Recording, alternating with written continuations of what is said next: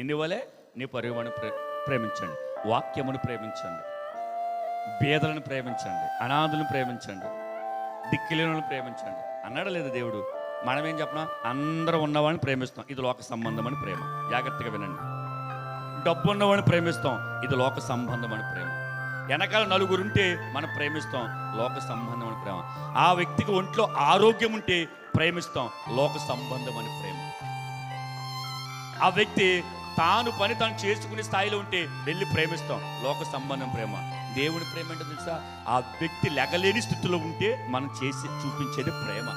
ఆ వ్యక్తి చేసుకునే పనులకు మనం సహకారిగా వెళ్తే, చేసుకోలేని పరిస్థితులు అది ప్రేమ. డబ్బు లేకపోతే ప్రేమించేది దేవుడి ప్రేమ. ఆ వ్యక్తికి నలుగురు వెనకాల లేకపోయినప్పుడు చూపించేదే దేవుడి ప్రేమ. ఎవరు లేని దిక్కులేని అనాథులని, భేదాలని, అడుక్కున్నవాడిని మీరు చేర్చుకోండి. నేను చెప్తాను, నన్ను చేర్చుకున్నట్ల